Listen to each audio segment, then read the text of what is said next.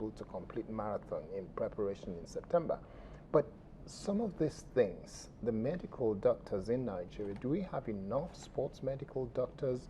And are they going round working with these young people to know how their body works and what they need to do to attain the level of performance that they want? Well, to answer the question, we're not enough.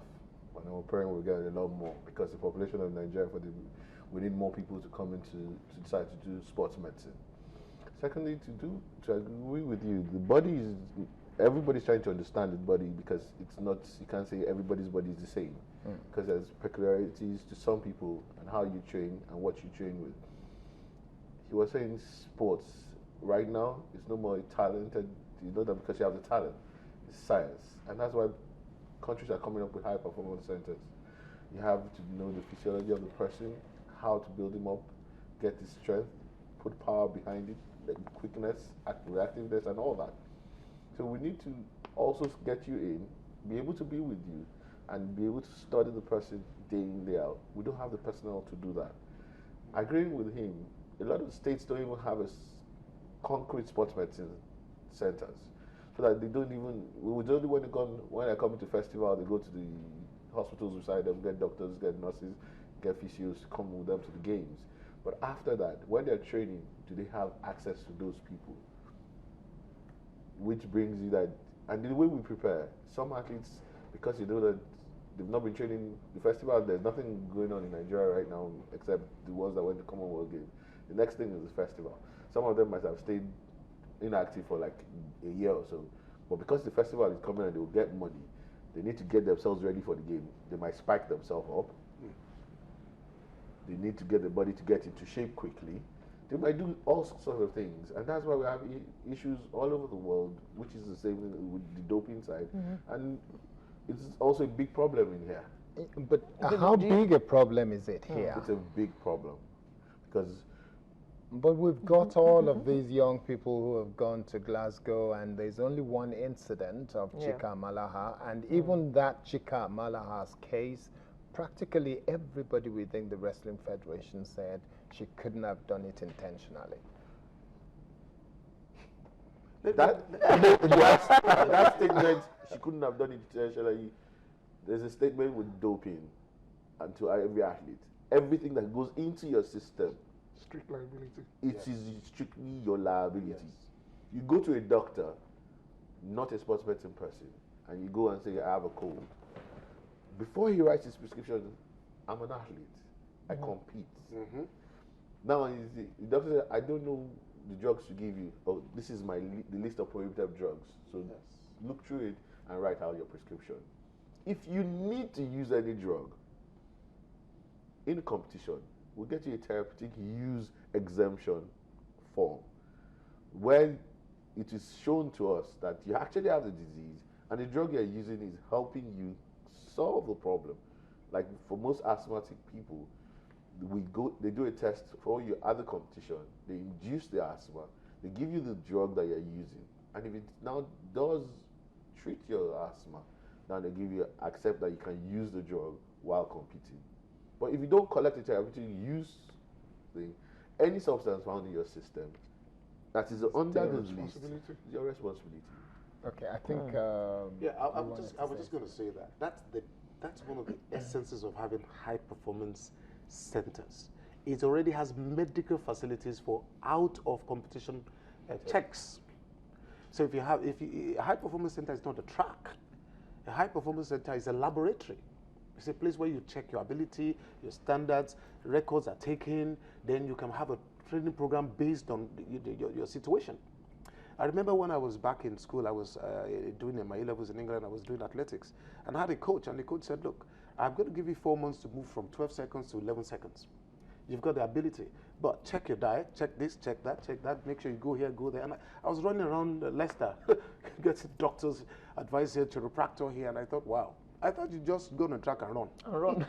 And this is what we do. Which is what happens in this country. Is what we do. And that's why injuries increase. Yes. Because you don't get the right kind of information about training methodology, your coaching methodology. Even the coaches themselves are not well trained. Even your diet. So we have a lot of issues. That was why I said earlier on that the states will discover these talents because it is their primary duty to do that. Hand them over To the federations. to the federations.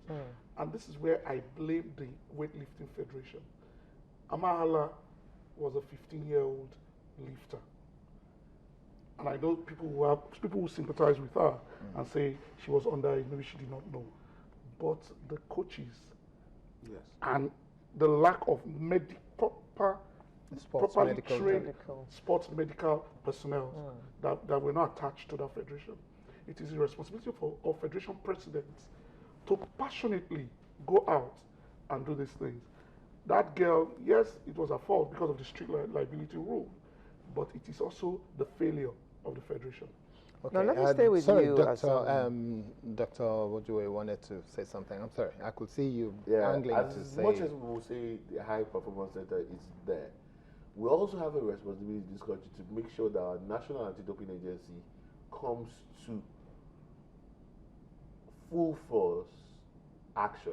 Because right now, we have things that are slowing us down to be able to even get information to the right people. With the National Anti-Doping Agency, you can get literatures, seminars, even to the youth outside, because even substances used for high performance to spike your performance are becoming a social problem outside because some of these boys on the streets are using them. So it's also a social problem. So if we don't get information out to people, you cannot get anything back from What's the them. kind of numbers that we have with regards sports medical doctors? I keep referring to my own toes. I know what I'm going through preparing for a Right marathon. now, I can tell you, even in National Sports Medicine Center, marks they're about 10. 10. Yeah. That's very poor. Oh my God. So we have Okay. a serious shortage, Okay. an okay. acute shortage. Okay. Let me come to you. You were Commissioner for Sports in Ogun State, and you mentioned the states looking for the talents and handing them to the federations. To your mind, are the state commissioners of sports doing enough to achieve what you envisage? Well, before we came on this program, we agreed that there's an esprit de corps that we must adhere to at all times. So I will not come here and indict state commissioners. I would, however, say that states are not doing enough to achieve what I've just explained. Let me look. We left a structure in Ogun State, for example, and because of that structure, I purposely became friends with my two successors, Otenuga and now Larry Tejusho, irrespective of party differences. Because for me, I'm passionate about sports, and sports must be separated from politics.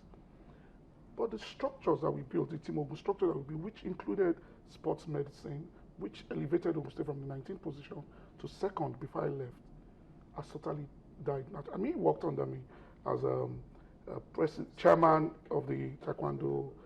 He has also worked under me. And they know the way we operated it. It was strictly creating an institution for Ogun State to thrive. That is gone. It's out of the window now. Eliton Oshodi is doing something magnificent with Lagos State now, emulating some of the things Amaju Pinnick is doing in Delta State, which is great.